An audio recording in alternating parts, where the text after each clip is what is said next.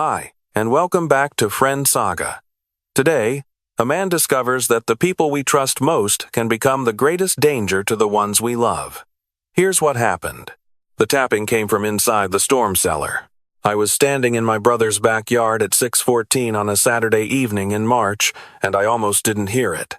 A faint, rhythmic knock against wood, barely louder than the wind moving through the old oak trees along the fence line. Most people would have kept walking. Most people would have told themselves it was a branch, a raccoon, the settling of old boards. I almost did. I'm 63 years old. I retired from the Postal Service last year after 31 years. I live alone in a 2-bedroom house in Nashville with a cat named Biscuit and more time on my hands than I know what to do with. My wife passed 4 years ago. My kids are grown and scattered. I don't say this for sympathy. I say it because it matters to what happened next. My brother Carl is 58.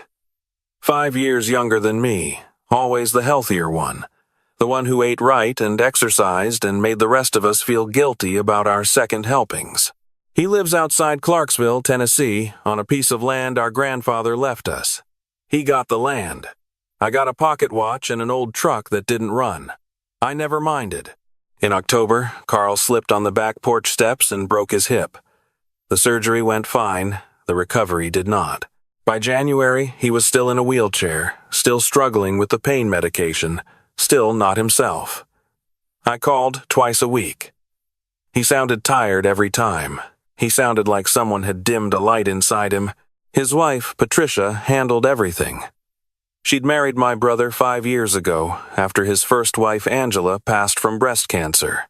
Patricia was 52, efficient, organized, the kind of woman who sent thank you notes within 24 hours and kept her kitchen clean enough to perform surgery in. She answered every call I made to Carl's house. She gave me updates in careful, measured sentences. He's doing better. The physical therapist says he's making progress. He had a good day yesterday.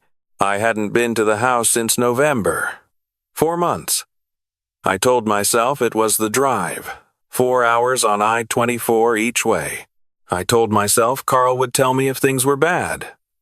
I told myself Patricia had it under control. Then my nephew Kevin called me on a Tuesday night. Kevin is Carl's son from his first marriage, 32 years old, works in construction in Memphis. He doesn't call me often.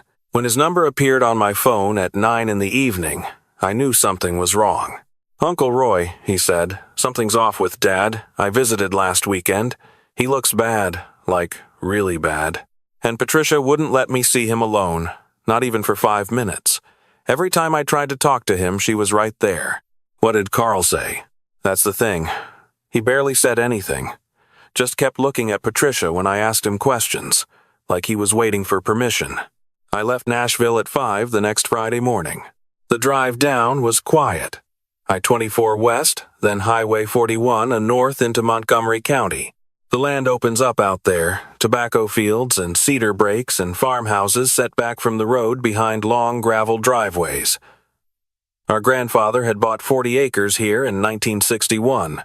Carl had built a proper house on it in 2003, white vinyl siding, a wraparound porch, a detached garage, and a storm cellar out back that predated everything, a concrete bunker from the Cold War era that the previous owner had dug in 1962.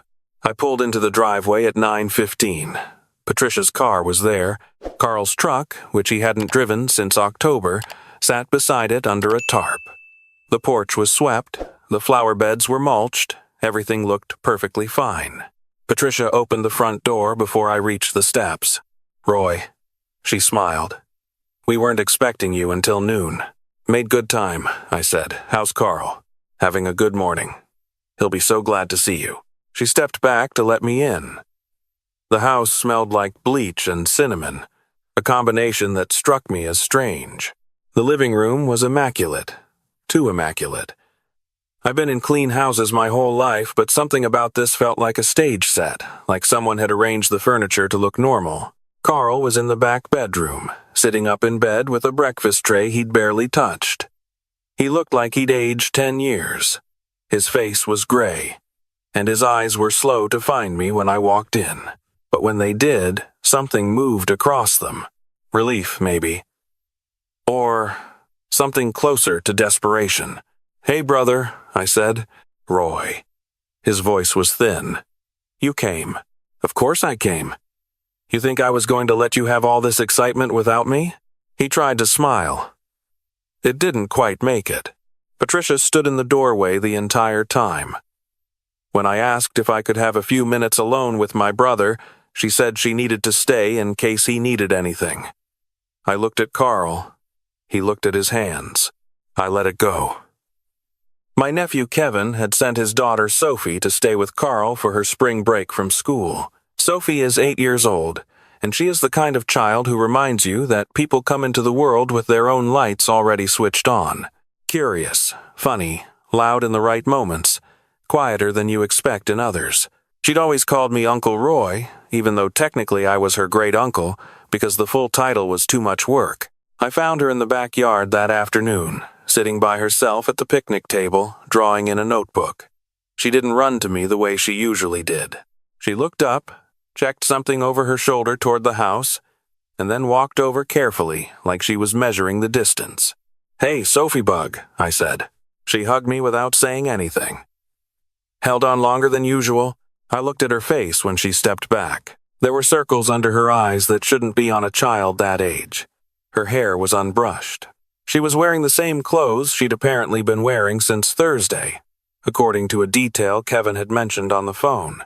"You okay?" I asked. "I'm okay," she said, but she said it in the same voice adults use when they're not. "How's Grandpa Carl?" She glanced at the house again. "He sleeps a lot. Is Aunt Patricia taking good care of him?" Sophie looked at me for a long moment. Kids have this thing where they evaluate you before they decide how honest to be, where they weigh whether you're safe. I watched her do it. "Uncle Roy," she said quietly, "don't go in the storm cellar, okay?" I kept my voice easy. "Why's that?" "Aunt Patricia says there's something wrong with the air in there. She says people who go in get sick." She paused. "She keeps it locked anyway. I heard her tell Grandpa Carl that the cellar is just for storage and nobody has any reason to be out there." "When did she tell him that?" "Last night. She thought I was asleep." I looked at the storm cellar across the yard. It was the old kind, built into a small rise in the ground, with wooden doors that sloped at an angle and a padlock through the handles. Even from 40 feet away, I could see the padlock was new, shiny. The kind you'd buy at a hardware store the same week you wanted to make absolutely sure no one opened something. "Is there anything else you want to tell me?" I asked Sophie. She looked at the house, looked at me. "I'm not supposed to go out after dinner," she said. "Aunt Patricia says I have to stay in my room." She locks the door. I felt something cold move through me that had nothing to do with the March air. "She locks your door at night?" Sophie nodded. "How many nights has that been?" "Since Tuesday." 4 nights. 4 nights my 8-year-old grandniece had been locked in a bedroom in her grandfather's house by a woman who was supposed to be caring for everyone in it. "Sophie, you did the right thing telling me," I said. "You're not in trouble. I need you to go inside now and act like everything is normal. Can you do that for me? Are you going to fix it?" I looked at that padlock in the March afternoon light. "I'm going to try." I waited until Patricia drove to the grocery store at 5 o'clock. She'd asked if I needed anything, the way she always did, and I'd given her a list I invented on the spot. Cereal, coffee, orange juice, things I didn't need. I watched her car back down the driveway and disappear past the cedar trees. I went inside first. Carl was awake, looking at the ceiling.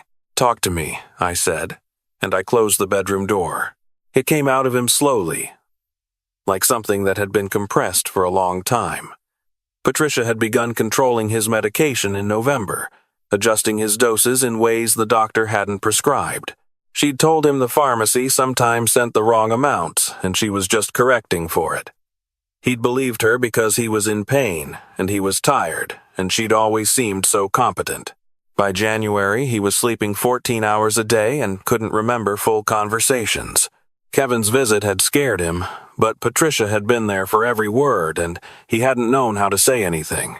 She'd told him I was too busy to visit, that I'd called and said the drive was too much for me. that Kevin had said he was overwhelmed with work and wouldn't be able to come back soon. She'd been managing his information the way a gatekeeper manages a door, deciding what got through and what didn't. "Carl," I said carefully, "what's in the storm cellar?" His face changed. Something moved behind his eyes. "She said I shouldn't ask about that," he said. "I'm asking you now. Before she came along, what did you keep out there?" "Lawn equipment, some tools, a chest freezer." He stopped. "I sold the chest freezer in 2021. After that, it was mostly empty. I hadn't been out there in over a year. And now?" She said she moved some things out there, boxes, that it was cluttered and she needed the space. He looked at his hands. "Roy, I don't feel right. I haven't felt right since November. Something's wrong with me." "I know," I said. "I'm going to handle it. Stay here." I found a crowbar in the garage. Carl's old one, rusted at the head, still solid. I walked across the backyard with it in my hand, and I did not let myself think too hard about what I was doing or what I might find. The padlock was good quality, but the hasp it was threaded through was old hardware, screwed into wood that had been weathering for 60 years. 2 minutes with the crowbar and the hasp pulled free of the door frame entirely. I lifted the wooden doors. The smell came first. Not rot. Something chemical and close, like a space that had been sealed too long. The cellar was maybe 12 feet deep, accessible by a concrete staircase, and the walls sweated in the early spring chill. Then I heard it again, below me, more clearly now. The tapping. I went down the stairs. In the beam of my phone's flashlight, I saw boxes stacked against the right wall. A broken recliner. Garden tools. Against the left wall, a folding cot. And on the cot, curled under a single blanket, was a woman. She was elderly, maybe mid-80s, and she was conscious. And she was looking at me with the eyes of someone who had stopped expecting anyone to come. Her name was Dorothy. She was Patricia's mother. I learned this in pieces, first from Dorothy herself, who could barely speak above a whisper, and then from the police, and then from records that came out over the following weeks. But in that moment, in the cellar, I knew only that I was looking at a woman who had been put there by someone who called herself a caretaker. Dorothy was dehydrated and hypothermic. She had a bruise along her left forearm that the paramedics said was consistent with being grabbed. Her blood pressure was dangerously low. When I asked her, as gently as I could, how long she'd been in the cellar, she thought for a long time and said, "Since last Saturday, 7 days. I helped her to the stairs. She couldn't manage them alone. I half-carried her, and she was so light that it frightened me. I called 911 from the backyard and stood there with my arm around Dorothy while she shook in the cold air and looked at the sky like she'd forgotten what open space felt like. I also called Kevin. The ambulance arrived in 11 minutes. The police arrived 2 minutes after that. Patricia came home from the grocery store while the ambulance was still in the driveway. I watched from the porch. She pulled up behind the police cruiser and sat in her car for almost a full minute before she got out. Her face, when she finally approached, was the face of a person doing a rapid calculation, not of someone in shock. She was arrested on the driveway. Carl watched from the bedroom window. He'd pulled himself to sitting with both arms and was gripping the windowsill.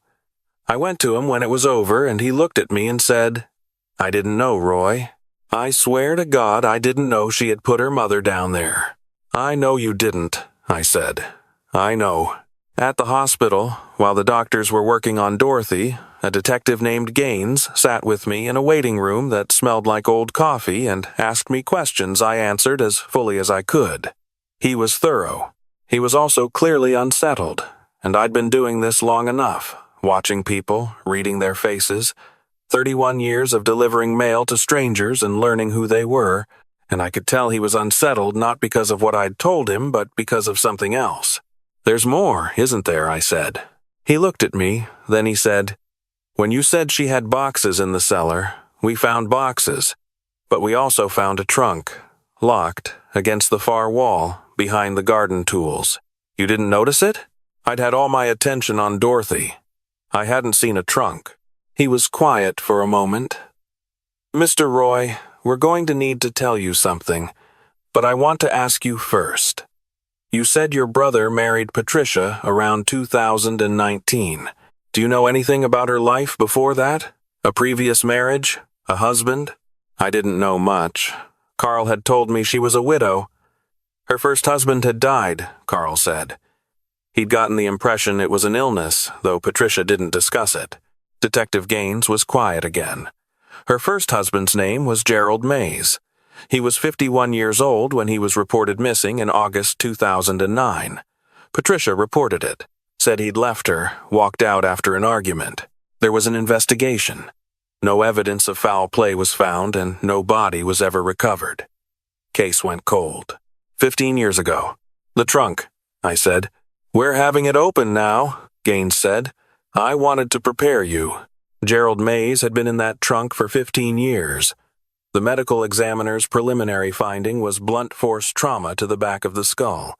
The body had been chemically preserved, the same way she'd preserved everything she needed to keep quiet. When Patricia moved in with Carl after they married, she'd had the trunk transported from a storage facility.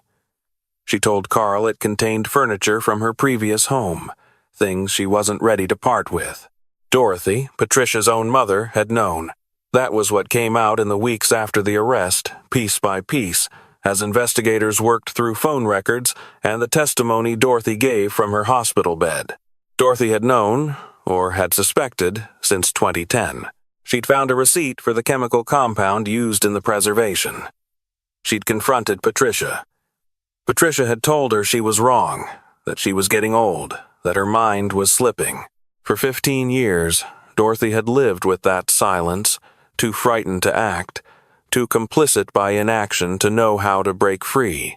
And then, this past winter, Dorothy had told Patricia she intended to talk to Carl. She'd told her she couldn't carry it anymore, that a man had been in a trunk for 15 years and she was 83 years old and she was not going to die without doing something. Patricia had put her in the cellar the next day. She told Carl that Dorothy had gone back to her assisted living facility, that she'd arranged the transfer herself as a surprise, that Dorothy had wanted to go and hadn't wanted to make a fuss about goodbyes. Carl, medicated and exhausted, had believed it because he had no reason not to and because Patricia had spent months ensuring he had no capacity to question her. Dorothy was in the hospital for 11 days. She was 83 years old and she had survived a week in a cold cellar on a folding cot. The doctors said she would make a full recovery. They also said that another 48 hours might have ended differently. I drove to see her on her 6th day in the hospital. She was sitting up, better color in her face, her white hair combed. She looked at me for a long time before she spoke. "You opened the cellar," she said. "I did. She told me no one would find me." She folded her hands on the blanket. She said Carl's family never visited, that no one would come. She was wrong about that, I said. Dorothy looked at the window. I should have talked 20 years ago.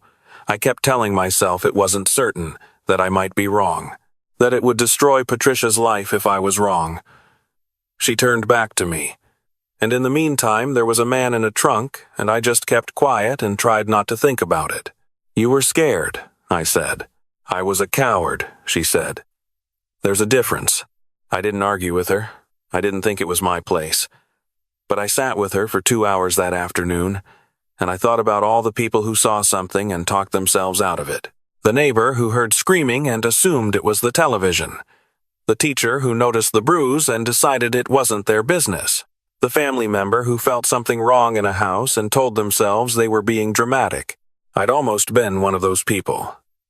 I'd almost let 4 months go by because the drive was long and Patricia seemed to have things handled. Patricia was charged with murder in the first degree in the death of Gerald Mays, false imprisonment and elder abuse in the case of Dorothy, and aggravated assault against Carl in connection with the medication tampering. She was also charged with obstruction of justice for the 15 years of lies surrounding her first husband's disappearance. She sat through her arraignment with the same composed, measuring expression she'd had on the driveway when the police arrived, the expression of someone adding up numbers, not someone sitting across from the consequences of her own choices. Her attorney argued she was not competent to stand trial. The psychiatric evaluation found she was entirely competent. It found something else as well, something the evaluating doctor described in court as a profound inability to experience guilt. Not the absence of knowing right from wrong, the complete absence of caring about the difference. The jury was out for 6 hours. Guilty on all counts. The judge sentenced her to life in prison. Carl recovered. It took months, but he recovered. The medication tapering was managed by an actual physician this time. His color came back. His voice came back. By June, he was out of the wheelchair and walking with a cane in the backyard. Slow and careful, but moving. The first thing he said to me when he was clearly himself again, when I knew I had my brother back, was, "How long was she doing it?" "The doctors think she started adjusting your medication in November," I said. "The hip gave her the opening she needed." "I mean, before me," he said. "How long has she been like this?"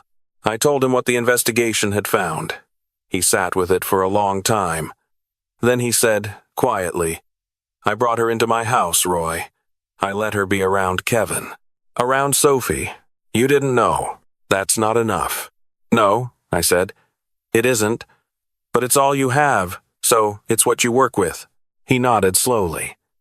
We sat there on his porch in the summer heat, two old men with the particular silence of people who have been through something together and come out the other side. Kevin brought Sophie back to visit in September. She was starting 3rd grade. She'd been in counseling since March, once a week. A child therapist in Memphis who specialized in trauma. Kevin told me she was doing well, that she had some nights that were hard, that she still didn't like locked doors, but that she was eating well and laughing again and had decided she wanted to be a marine biologist. When she came through Carl's front door in September, she ran to me the way she used to. Full speed, arms out. I caught her and held on. "Hey, Sophie Bug?" I said. "Uncle Roy." She pulled back and looked at me very seriously for an 8-year-old. "Did you know marine biologists study the deep ocean, like the really dark parts where no light goes?" "I didn't know that," I said. "It's not actually scary," she told me, "because they have lights. They bring their own lights." I thought about that for the rest of the day. Gerald Mays had a sister named Donna who lived in Bowling Green, Kentucky. She came to the trial every day and sat in the 2nd row. I introduced myself to her after the sentencing. She was 68, white-haired, the kind of tired that settles into people who have been waiting a long time for something. She'd never believed her brother had walked out. She'd told the police that in 2009 and they'd written down what she said and done what they could with nothing to go on. She thanked me for finding the trunk. I told her I couldn't take credit for it, that I'd been looking for something else entirely, that it had been a detective following procedure and not any particular instinct on my part. She shook her head. "You opened the cellar," she said. That's the thing that mattered. 3 months ago, Donna organized a small memorial service for Gerald at a cemetery in Bowling Green. His remains had been released after the trial. There was a headstone now, simple. His name, his dates, and the words his sister had chosen. He was not forgotten. He was found. Carl came with me. It was his first long drive since the accident, and he complained about his hip from Clarksville to Bowling Green, and I told him to stop complaining, and he told me to mind my own business, and it was the most normal 2 hours we'd had in more than a year. There were maybe 15 people at the service. People who had known Gerald from the neighborhood, from his work. A man he'd coached youth baseball with. 2 women from his church. Donna spoke for about 10 minutes, and she was very steady, and at the end she said, "He deserved better than what happened to him, and he deserved better than 15 years in the dark. I hope he knows now that people were looking. I hope he knows people cared." Afterward, Carl and I stood at the grave for a few minutes in the October air.